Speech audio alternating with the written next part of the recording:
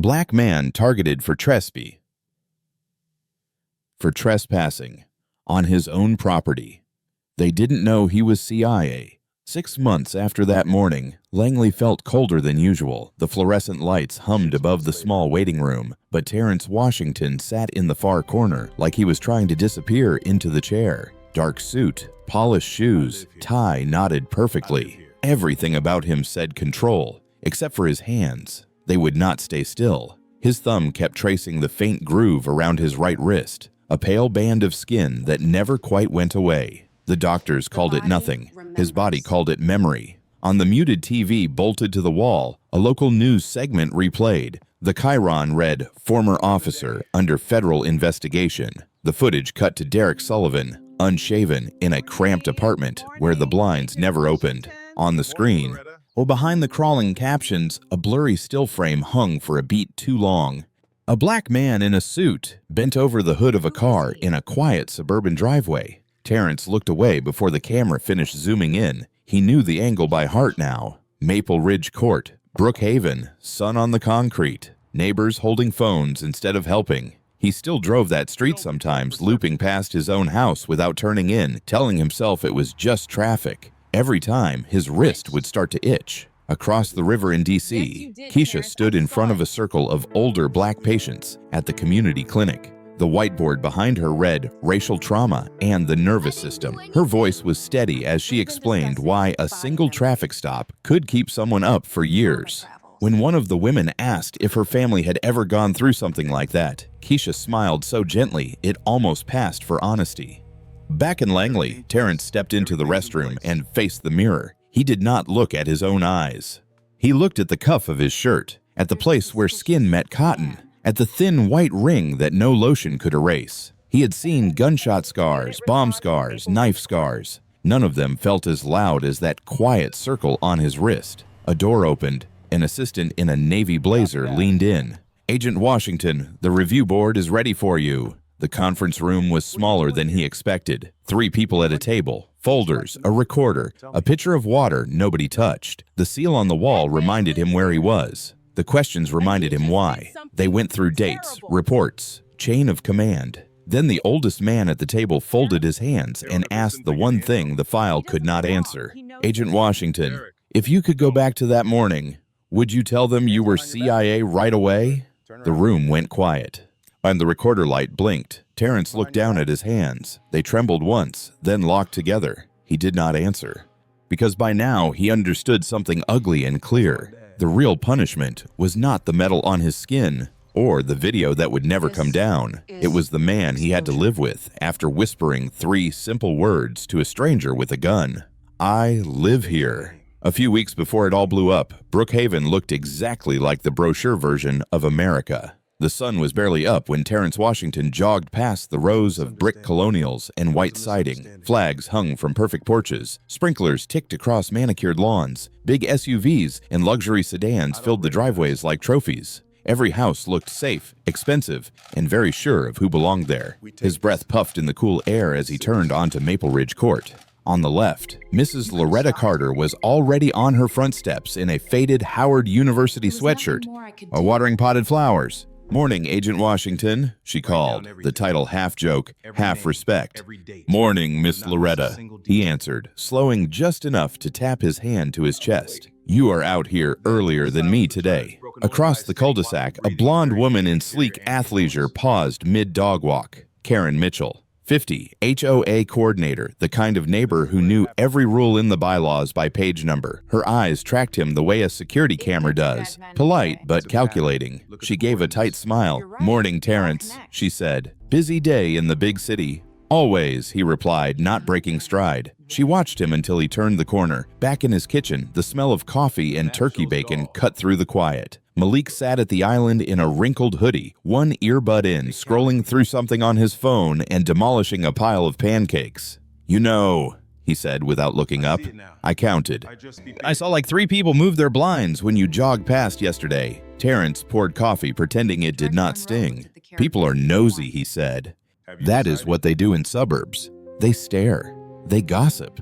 Then they get bored and find a new topic." Malik finally looked up. Why do we live somewhere we are the topic, though, he asked. You do realize to half this block we are just the black family with the nice car. Right. Terrence set his mug down carefully. Look, he said, choosing his words. You do things right. You stay calm. You follow the law. You do not give anyone a reason. In this country, eventually the system lands on your side. Malik snorted. Tell that to literally every video on my feed. All they got on those dudes is breathing while black. Terrence felt the old heat climb his neck. He forced it down. I am not saying it is fair, he said. I am saying there is a way to survive it. Understand the rules, understand the game, use it. That is how I made it this far.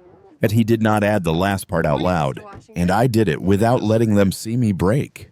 Later that week, the Langley parking garage hummed with the usual low roar of engines and shoe soles. Terrence walked beside Jordan Hayes, another case officer who still missed the dust and noise of overseas work. So, you moved out to Brookhaven, huh? Jordan said, juggling his coffee and badge. Big upgrade from Alexandria. Keisha wanted a yard, Terrence said. Malik wanted better schools. We found both. Jordan gave him a sideways look. You know the reputation out there, right? Cops in that part of Fairfax are touchy, especially about unfamiliar faces, especially black unfamiliar faces in German sedans. Terrence laughed it off. Jordan, I have walked through markets in Kandahar with a target taped to my back, he said. I think I can handle a few jumpy suburban officers.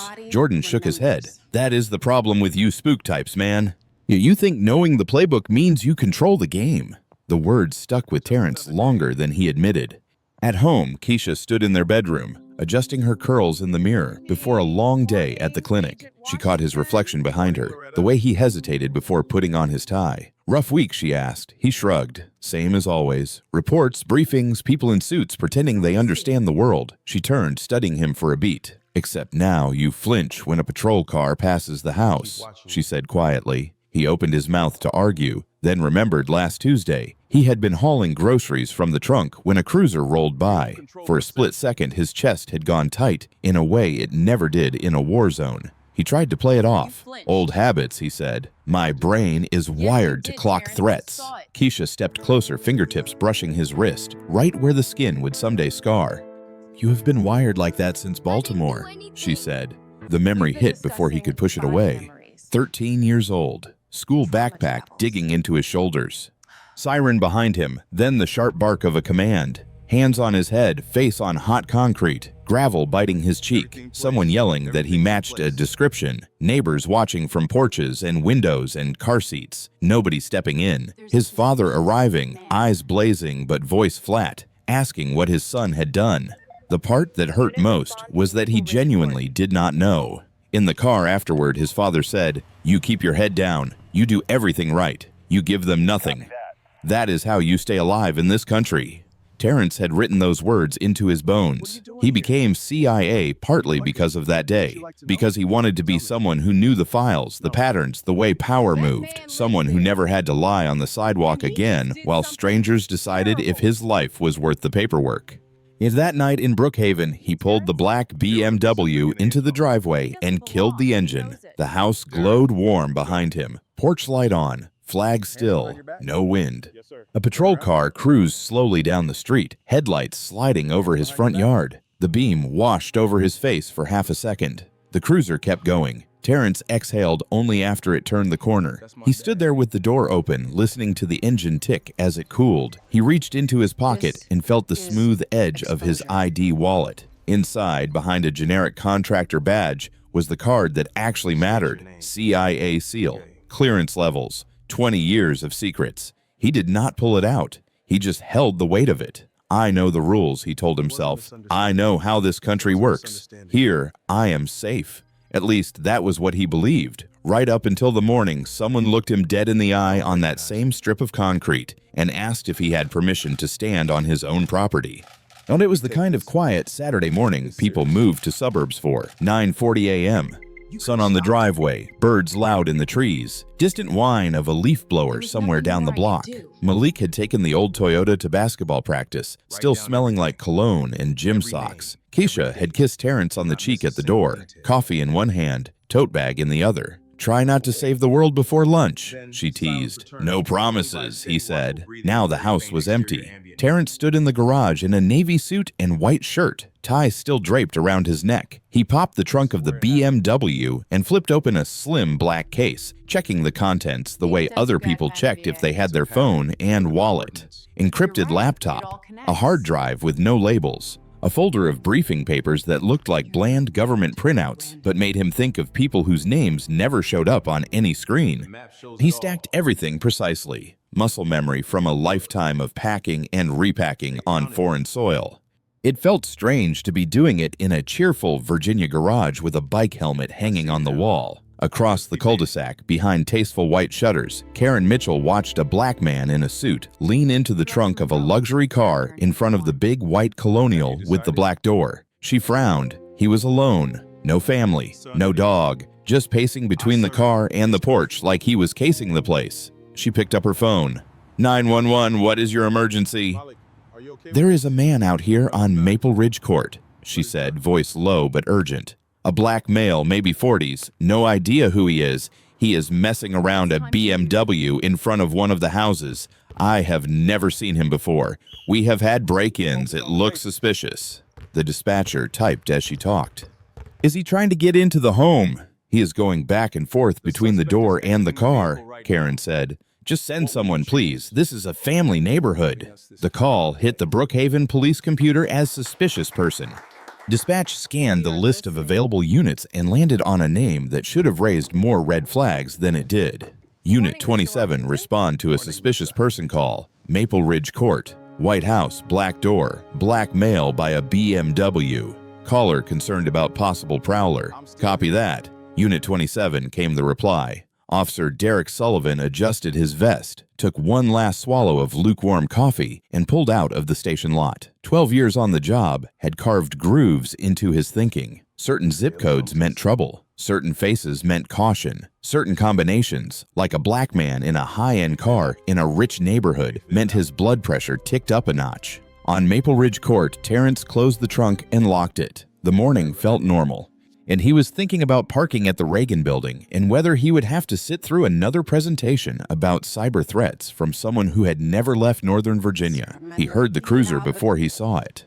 That particular low rumble of a police engine, the slight whine of brakes as it turned onto the street. His shoulders tightened automatically. Old wiring, he thought. Calm down. The car slowed, then stopped right in front of his driveway. Sullivan stepped out, uniform crisp, hand resting heavy on his holster. He took in the scene in one glance. Big house, clean yard, polished BMW, black man in a suit. Hey, he barked. What the hell are you doing here? Terrence turned, already forming the words, I live here. But Sullivan was closing the distance fast, boots grinding on concrete, posture not curious, but confrontational. Sir, Terrence began. This is my hands where I can see them. Sullivan snapped, voice climbing. Do it, now. There was a tiny sliver of time, maybe 3 seconds, where the world slowed down around Terrence. As option 1 flashed across his mind, pure reflex. Throw his hands up, raise his voice, yank his wallet out, and slam his real ID on the hood. I am CIA. Here is my identification. Step back, officer. He could picture it. The instant change in tone, the apologies, the awkward jokes about movies and spies. He could see the report later, endless questions from internal security about why he had pulled rank over a neighborhood misunderstanding. Option 2 came right behind it, hot and sharp. This is my property. You do not talk to me that way on my own driveway. He knew exactly how his voice would sound if he let it go. He had used that tone in interrogation rooms, in places the State Department did not put on maps. Except out there, he had leverage. Here, leverage was a gun he did not control. Option 3 was quieter, colder, the option that felt most like the man he had trained himself to be. Watch, listen, stay inside the cover. He heard Director Monroe in his head, or from a briefing years ago. We do not flash our IDs to solve parking tickets. We do not wave the seal around to win arguments. We are invisible unless the mission demands otherwise. He thought of that boy on the Baltimore sidewalk, cheek on the concrete, gravel biting skin, swallowing his pride because his father had hissed, Do not give them a reason. His heart was beating too fast for a Saturday. He could feel it in his throat, in his fingertips. He forced air all the way into his lungs, the same way he had before walking into meetings with warlords. When he spoke, his voice came out level. "Officer, this is my car," he said. "This is my house." Sullivan looked him up and down like the words were an insult. "Oh yeah, where is your ID then inside?" Terrence thought. "In a wallet that can end my career if I pull out the wrong card for the wrong person." "Outside," he said. "In my jacket. I will reach for it slowly." He moved with exaggerated care, and every inch of training screaming at him not to give this man any reason to shout the word weapon. He slid his wallet out and held it open. Sullivan flipped through it, ignoring the small government employee card that did not say CIA, but did not look like a gym membership either. His eyes skipped right over the silver eagle pin on Terrence's lapel. "Federal contractor," he read with a sneer. "Sure, you folks always have fancy titles." Across the street, Loretta Carter had seen the cruiser roll up and stop. She watched from behind her screen door as her neighbor in a suit was questioned on his own driveway. Something about the officer's stance made her stomach twist. She grabbed her phone and opened the camera app out of habit, thumb hovering a second before she hit live. "This is Loretta Carter on Maple Ridge Court," she whispered, angling the phone through the screen. "That man lives there. I see him every morning. This is not right." Terrence saw her out of the corner of his eye. He heard the faint ping of people joining her stream. His CIA briefings on modern civil rights cases flashed back to him uninvited. Black resident in affluent neighborhood. Vague suspicious person call. Officer with a record. No body cam footage released without a fight. He realized with an almost clinical clarity that he had just walked into the kind of scenario he had been reading as data points for 2 years. "If I stay calm and remember everything," he thought, "this could be evidence, not just for me." Sullivan snapped the wallet shut and shoved it back at his chest, harder than necessary. "You know," the officer said, stepping closer, "this is a private community. People pay good money to feel safe. Folks do not like strangers hanging around their homes." "I am not a stranger," Terrence said quietly. "I have lived here 3 years." The cruiser radio crackled with background noise. Somewhere a dog barked. Mrs. Carter's voice trembled as she narrated, "But he is saying it is his house. I know it is his house." Sullivan's jaw flexed. "Turn around," he ordered. "Hands behind your back." For a heartbeat, Terrence almost said it. The truth sat on his tongue like a stone. "I am CIA. Stop this now."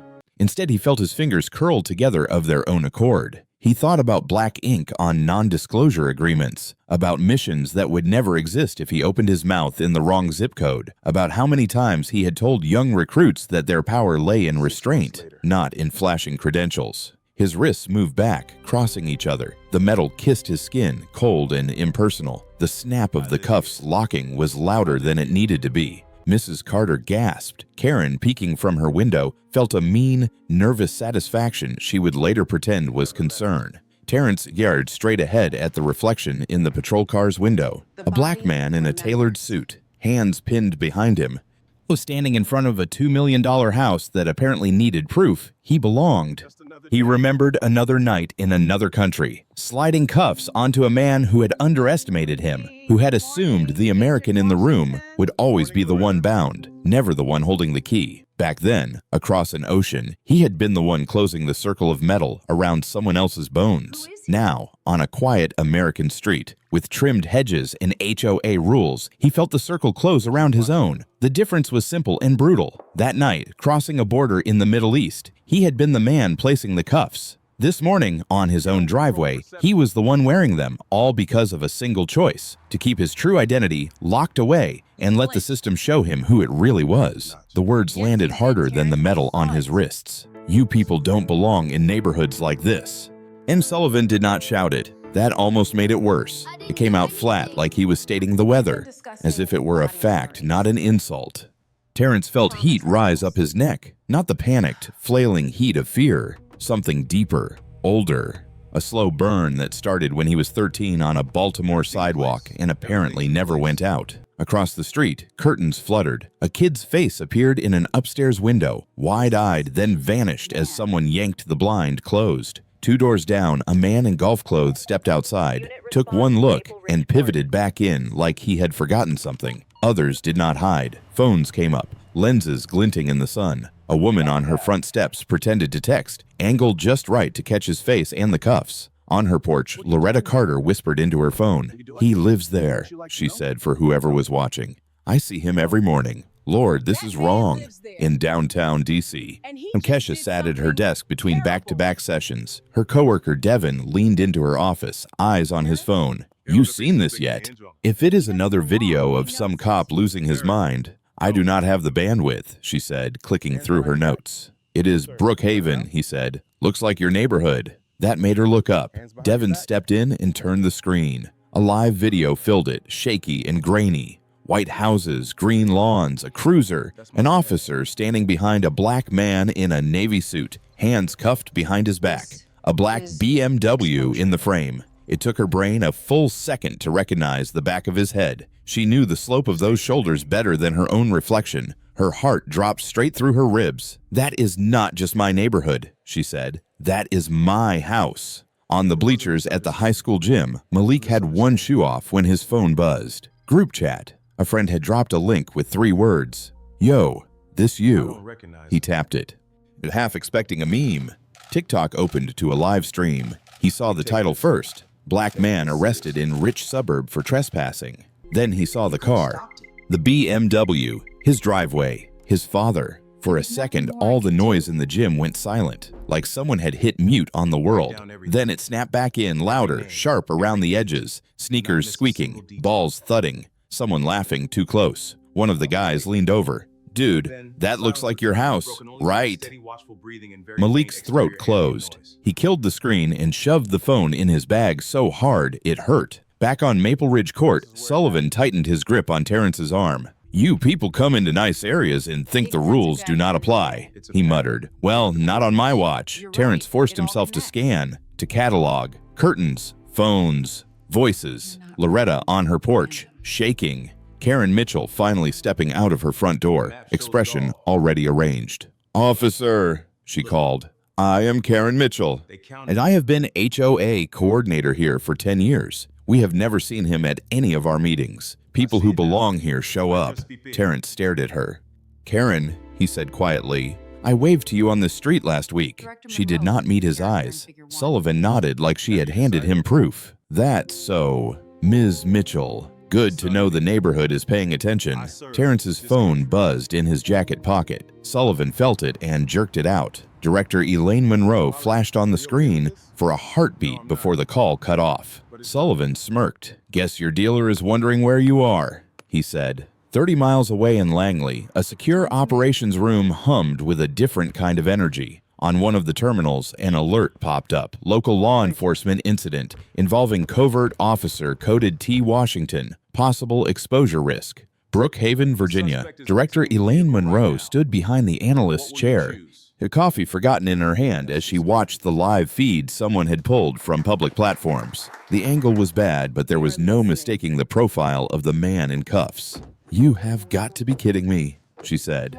The room, usually full of dry jokes and controlled chaos, went still. "We warned him," one of the legal advisors muttered. "Keep the personal separate from the job." Monroe set the coffee down, her jaw tight. "Get me everything," she said. "Body cams if they have got them, the 911 call, and find out how long he stays in those cuffs." By the time Terrence was hauled down to the station, the live stream had spun into something larger. Loretta's video ticked past 30,000 views. Comments stacked up faster than she could read. "Sue them. This is 2026, not 1956. Call a lawyer. Call the NAACP. Run them for everything. Look at that car. He looks shady, probably a dealer or some scammer. If he lives there, why he looks so nervous then?" One comment slid past Loretta's eye and made her sit up. "I know that man. He is not a dealer. And he works for the government. Stay tuned." It came from a profile with no picture and no posts. By the time she tapped it, the account had already gone private. At the station, they sat Terrence in a cold interview room, still in cuffs, like a suspect whose name they had not bothered to spell right on the intake form. The officer who brought him in asked the same question Sullivan had, only softer. Name, address, "What were you doing there?" Terrence answered each one calmly, voice lined with ice. At some point, someone finally checked the property records. The shift in the air was almost comical. They uncuffed him without really apologizing. It was all phrased in passive voice. There seems to have been a misunderstanding. Our officers responded to a call. Terrence walked out of the building with his suit rumpled and his wrists burning, feeling less like a citizen who had been cleared and more like a problem they were hoping would go away. He drove home in silence. That night, the house did not feel like the place he had left that morning. It felt smaller, corners filled with echoes he could not see. Kesha sat on the edge of the bed, laptop open to a paused frame of him bent over the car. "You could have stopped this," she said, not looking at him. He leaned against the doorway, tie undone. "By doing what, exactly?" "By saying 3 words, she shot back. "I am CIA. That is all it would have taken." He laughed once, a sound with no humor in it. "You want me to tear up 20 years of cover, blow my entire career, just to fix 5 minutes of some cop's ego?" Her eyes snapped up. "No, Terrence. I want you to protect yourself. I am tired of watching you protect an institution that will let you rot on your own driveway." He opened his mouth, closed it. How could he explain that the line between the job and the man had blurred so much he was not sure where one stopped and the other began? Down the hall, Malik lay on his bed, a phone lighting up the ceiling, notifications stacked on his lock screen, links to the video, screenshots, jokes that were not really jokes. He typed, then deleted 3 different replies to the friend who had sent the first link. Finally, he just set the phone face down and stared into the dark. He had always suspected the system did not care about people like his father. Seeing it play out in real time on his own street carved that suspicion into something meaner. Across social media, strangers argued over the clip. He did not look like he belonged there. How exactly does belonging look? If he really lived there, why did he not show ID faster? If he really lived there, why is he in cuffs? Out there somewhere, people were debating his innocence like a game show. In Langley, Monroe watched the full stream in a secure room, eyes narrowing. "We are going to have to deal with this," she said, "one way or another." At home, Terrence did not know any of that yet.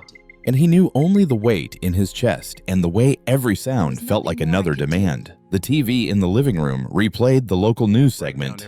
Kesha's phone pinged constantly with messages. Malik's door stayed shut. His own phone buzzed with an encrypted notification from a Langley server he ignored for now. He lay on the sofa, staring at the ceiling, not ready to climb into a bed where he would have to face his wife's eyes again. Eventually, he picked up his phone and opened the live video Loretta had saved. He watched himself walk through each stage of humiliation, framed not by war zones or hostile foreign streets, but by white siding and blooming azaleas. For the first time in his life, he did not see a covert officer or a crisis manager or the kid from Baltimore who had outrun his past. He saw a man who looked like he did not belong anywhere. It was the first time it truly hit him. He was a trespasser, not just on that strip of concrete, but in his own story.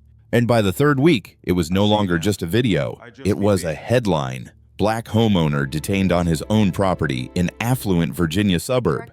Terrence watched the chyron scroll under his own still frame on the evening news. The anchor did the solemn voice, the same one they used for hurricanes and school shootings, while B-roll from Mrs. Carter's live stream played in the corner. A local HOA leader raised concerns. She said, "Police say they were responding to a suspicious person call. Community members are calling it racial profiling." They cut to Chief Michael Morrison standing at a podium in front of the Brookhaven police logo, American flag on one side, Virginia flag on the other. He had the face of a man who had practiced these lines in the mirror. "We take these allegations seriously," he intoned. "We are reviewing body cam footage and departmental procedure to ensure all protocols were followed." Online, the clip was already paired with Loretta's video. As everyone knew, the only reason there was a press conference at all was because a retired black schoolteacher had hit go live instead of record. The lawyers came next. Emails, voicemails, DMs from addresses with law offices in their signatures, from civil rights organizations, from solo attorneys with Instagram pages full of before and after settlement numbers. "Mr. Washington, we would be honored to represent you. This is a clear-cut case. We can make an example out of them." Terrence sat at the dining table, scrolling through them while a pot of coffee went cold. "You should at least talk to one," Keisha said, arms folded. "And say what?" he asked. "Tell them I work for a contractor, full stop. Leave out the part where my real employer will have a meltdown if I sit on a witness stand under oath." She flinched at the word meltdown. She had seen what that looked like up close. "So you just let them walk," she said quietly. "I did not say that," he replied. "What I am saying, the truth for me is not the same as the truth for the record. That complicates things." At Langley, complication was another word for risk. Terrence no longer sat in the glass-walled conference rooms where big decisions were made. He sat in a windowless office the size of a generous closet with a government computer and a legal pad. "Write it down," internal security told him. "Every minute, every word, from the moment you stepped onto your driveway until the cuffs came off." He wrote the same story half a dozen times in different formats: narrative, timeline, bullet points, after-action reviews. They were not interested in how it felt. They were interested in what it meant for them. In each interview, some version of the same question surfaced. Did you in any way orchestrate the interaction with Brookhaven P? Did you move to that neighborhood with the intention of observing local law enforcement behavior? Did you allow the situation to escalate to collect data beyond the scope of your assignment? He stared at the interviewer, a man with clean fingernails who had never had his face pushed against a car hood.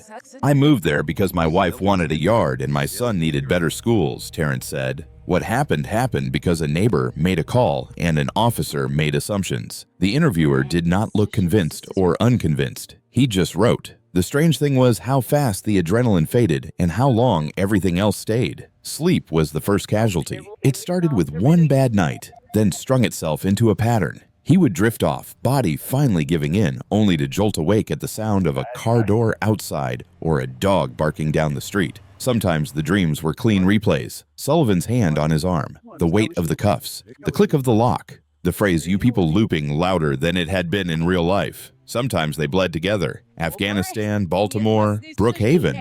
A soldier's boot on his back, and then a cop's boot on his neck, then a teenage Malik looking down at him with disgust. In daylight, the driveway became enemy territory. He found excuses to use the side door, the garage, anything but that wide strip of concrete where the whole world had watched him be reduced to a threat. When he did have to walk out front to drag the trash cans or get the mail, his chest tightened. His eyes automatically scanned for Loretta's camera, for Karen at her window, for the slow crawl of a cruiser. His body did not care how many times he told himself there was no immediate danger. His heart hammered anyway. The neighbors adjusted too. Not all, but enough for him to notice. The man in golf clothes who used to wave now blinked down at his phone when Terrence passed, suddenly fascinated by nothing. The mom with the stroller crossed to the opposite side of the street with a smile that never reached her eyes. Karen did not call anymore. She emailed, "Dear residents." A reminder, all residents must adhere to community standards, including visible behavior in front of properties. It is important that our neighborhood maintain an atmosphere that reflects our shared values. She never mentioned his name. She did not have to. Loretta took heat too. Strangers flooded her notifications. Clout chaser, snitch. Bet you edited that video. She read some of them out loud to him one afternoon, sitting at her kitchen table with a mug of tea. "They are mad because it is harder to lie with their eyes than it is with their mouths," she said. "If I had not filmed, they would have said you were yelling, or reaching for something, or whatever else they wanted." He stared into his own untouched cup. "I know," he said. "I keep thinking about how many times something like this happened without someone like you watching." Malik watched him less than anybody. He came home from school, threw his bag in his room, and plugged into his headphones. And when he did cross paths with his father, in the kitchen or the hallway, the air between them crackled. One night, Terrence caught him re-recording a TikTok draft, thumb hovering over the post button. The screen showed the driveway, the cruiser, his father's bent back. "You posting that?" Terrence asked. Malik jumped, then locked the phone. "I was going to," he said. "Then I realized I do not even know what I'm saying with it." He pushed past his father, then stopped and turned, anger and hurt wrestling in his face. "You are the one who drilled it into me," he said. "Do things right, and the system will protect you. That is your line." He jerked his chin toward the front of the house. "That what protection looks like to you?" Terrence opened his mouth. Nothing came out. Because what could he say? That the system was complicated, that being on the inside did not make you safe. It just gave you a better view of the storm. At work. And he was not treated like a victim. He was treated like a file with a yellow flag on it. Potential compromise, possible liability. At home, he was not the unshakable father or the husband with all the answers. He was the man who had let himself be handcuffed on his own driveway and then chosen not to burn it all down. Those two versions crashed against each other every time he tried to breathe. A month after the incident, Director Monroe called him into a conference room he had never been in before. No windows, thick door, a digital clock on the wall that did not tick. She waited until the door closed, then set a folder on the table between them. "Terrence," she said, "there is a way to make sure what happened to you does not stay just a viral clip and an internal headache. We can turn this into something bigger than a personal accident." He looked at the folder like it might bite him. "What does that mean exactly?" "It means using your case," she said. "Not just as a risk to be managed, but as data, as leverage, as an entry point to look at departments like Brookhaven from the inside out." He felt his stomach tighten. "And the price?" he asked. Monroe held his gaze. "The price is you do not get to pretend you are separate anymore," she said. "You stop trying to be both inside and outside the story. You pick a side, and you live with what that choice does to the rest of your life." Walking out of that room, he realized something that made his knees nearly buckle. He had thought rock bottom was the cold bite of handcuffs and the disbelief in his own son's eyes. Turned out, that was just the first step of a longer fall.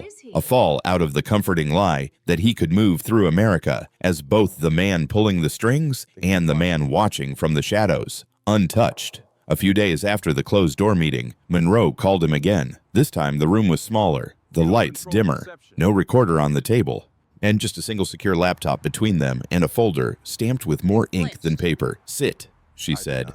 "I want you to see something before you decide anything." She logged in, fingers moving through layers of passwords and tokens until a dashboard bloomed on the screen. It was not the usual terrorism map or cyber threat chart. It was cleaner, almost boring at first glance. Columns, percentages, color blocks. "What am I looking at?" Terrence asked. "America," she said. "From 20,000 feet, tilted at an angle nobody likes to admit is real." She clicked on a cluster of red dots scattered across a map of the United States. A sidebar opened. "Local departments flagged for extremist infiltration," she said. "Quiet ties between certain officers and far-right groups. Message boards, private chats, donations under fake names." Terrence leaned in as she scrolled. Brookhaven PD was one of the dots. His stomach tightened. He pointed. "You knew," he said. "We knew enough to be worried," Monroe replied. "But the Bureau has point on most of this. We only get in through joint task forces. We are not the lead, not officially." She clicked again.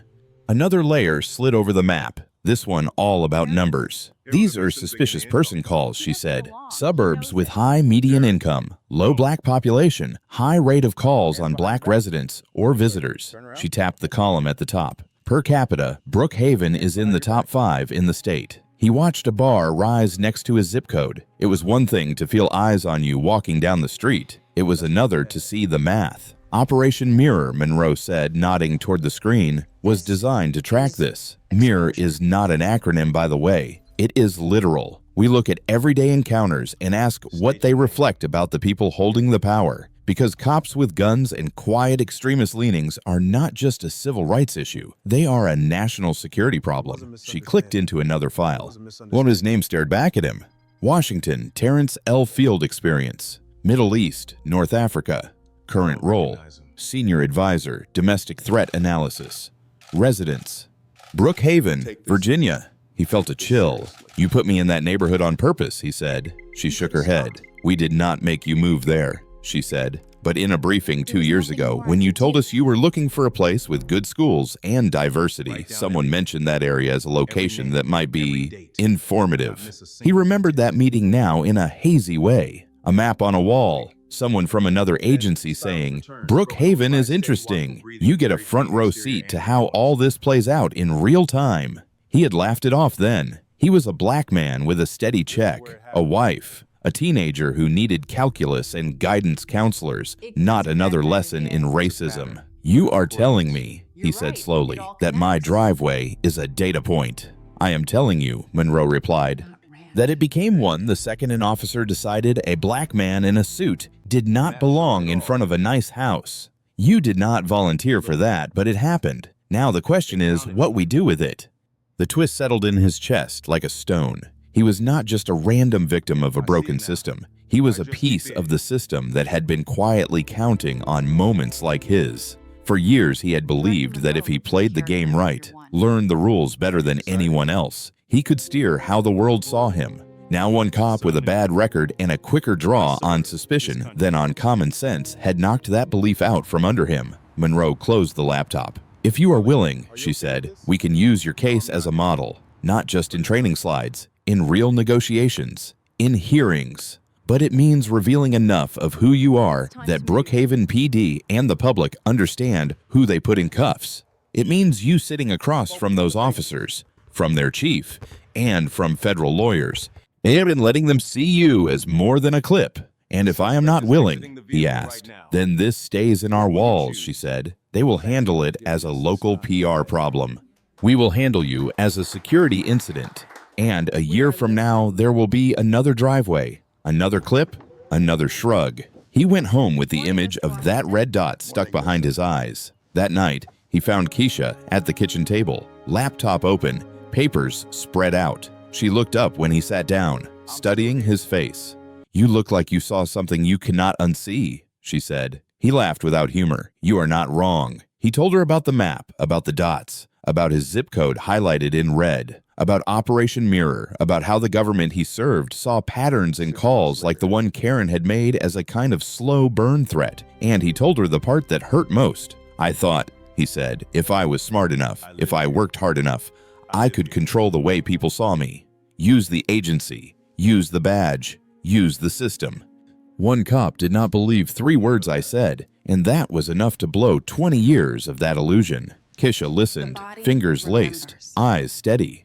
The truth does not always protect you, she said. Sometimes it just strips away the stories you have been telling yourself to get through the day. But once it is stripped, you get a chance to build something that is not a lie. Are you ready to pay for that? He stared at the wood grain of the table. I do not know, he admitted. I have spent my whole life trying to stay off the radar. Now they want me to climb up on it and turn the volume up. She reached across, covering his hand. You already paid once, she said, on that driveway. You can let that be the end of it, or you can decide that if they are going to use your pain as data, it is going to be on your terms. Later, alone in the living room, he pulled up Loretta's video again. He watched it differently this time, not as the man in the frame burning with humiliation, but as a case officer dissecting a scene.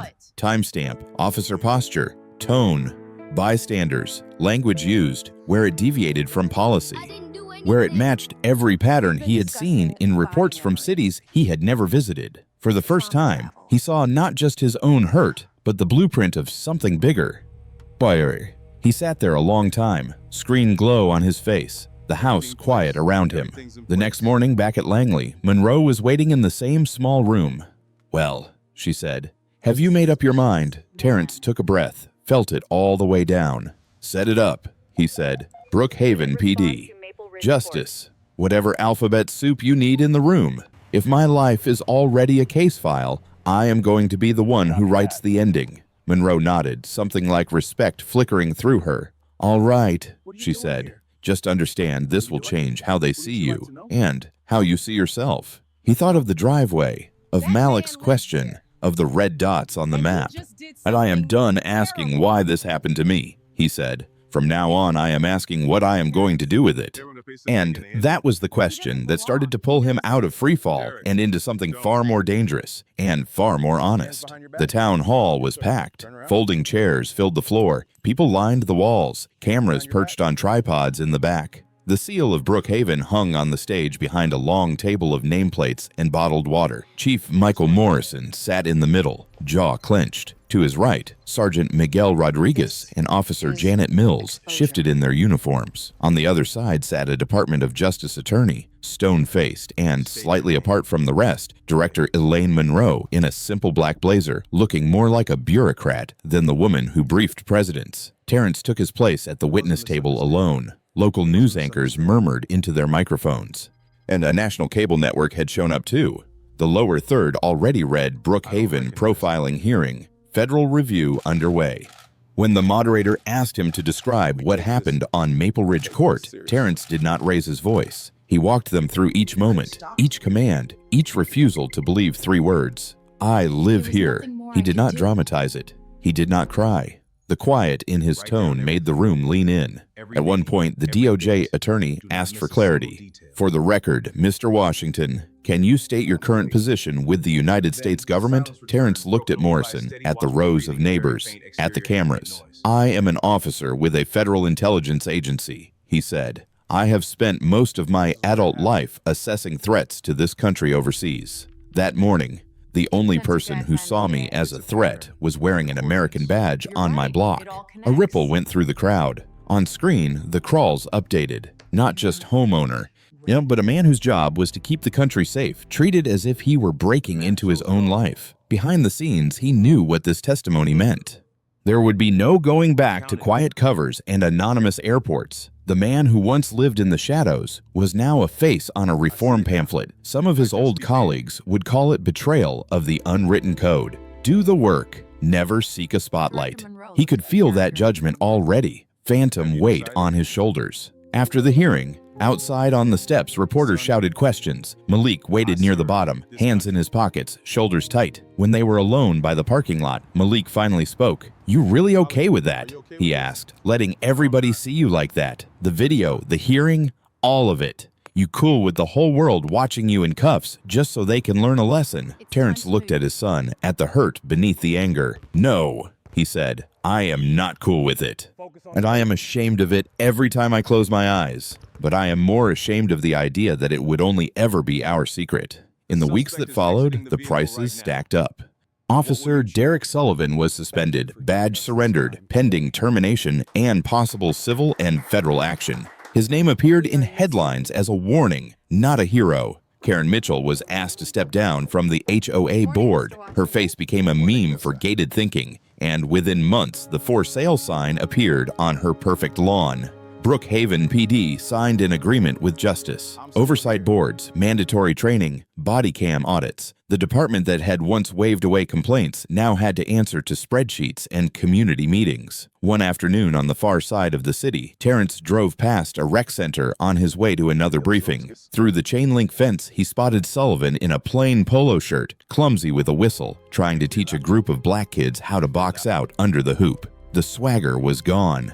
And in its place was something that looked a lot like confusion, maybe the start of reflection. Terrence did not stop. He just watched the scene in his rearview mirror and let the irony settle. After another long day of interviews and strategy sessions, he walked out of Brookhaven Town Hall as the sun dipped low, painting the brick in orange light. The crowd had thinned. Only Monroe waited by the steps. You know what you traded today, she said quietly. He nodded. Field work is done, he said. No more slipping through airports unnoticed. You paid with your old life, she said, but you opened a door a lot of people thought was welded shut. He reached up and rubbed the faded ring on his wrist, the ghost of the cuffs that had started all of this. He finally understood. Some losses never come back. The life where he could be invisible when he chose. The comfort of believing he could stay on the edges of the story. That was gone for good. But sometimes, he thought, losing that hidden life is the price, so kids who look like me do not have to live hidden on their own streets. A year later, Brookhaven did not look different on a postcard. Same flags, same lawns, same SUVs. The change lived in the rooms people used to avoid. In the library basement, the Community Oversight Board met once a month. Mrs. Loretta Carter sat at the table with a nameplate in front of her, listening as older black residents took the mic and told stories they had never said out loud. Traffic stops that lasted an hour, wallets thrown on hoods, kids ordered out of cars for matching a description. This time, the officers had to sit and listen. Someone took notes. Someone answered questions instead of hiding behind policy. Downtown in a federal training center, Terrence stood in front of a mixed room of young cops and fresh intelligence analysts. His title on the slide behind him read Senior Advisor, Bias, and Threat Integration. No more field rotations. His battlefield was a classroom. He played the clip everyone knew. himself in a dark suit, hands behind his back on his own driveway. Justice is not about who has the badge or the CIA card or the title, he told them. It is about what you do when nobody is filming you and who you choose to become after the video finally shows up. A hand went up in the back. Derek Sullivan, older around the eyes, sat in the last row, part of a mandatory remediation program. But here, I was taught I was protecting good neighborhoods from strangers, Sullivan said slowly. I never stopped to ask why the stranger in my head always looked like that. He nodded toward the frozen image of Terrence in cuffs. At Malik's university, a classroom full of students watched the same clip. Malik did not spit fire anymore when he talked about it. His voice was steady, layered. This is my father, he said. This is what it looks like when a system you believe in shows you who it really protects. The question is what you do next. Burn it down or change it from the inside, or both. At Keisha's clinic, the Brookhaven case was a staple in her workshops, not as a horror story, but as a map.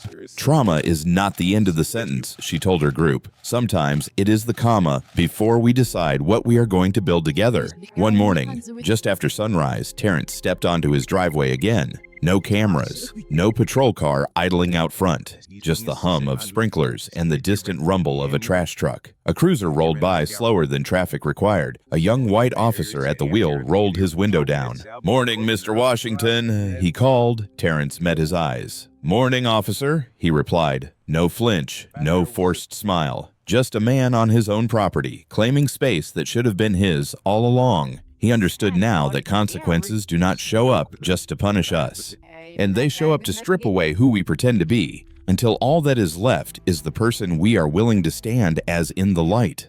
On that morning a year ago, on his own piece of ground, he had finally stopped hiding. Some echoes do not fade. We grow into them. If Terrence's story hit something in you, do not let it stop at the screen. Share it. Talk about it. Drop your own experience with bias or injustice in the comments. And if you want more stories like this, stories where pain turns into change, subscribe and stay with us. Every view, every like, every voice you add helps make sure the next black man on his own driveway is seen as a neighbor first, not a threat.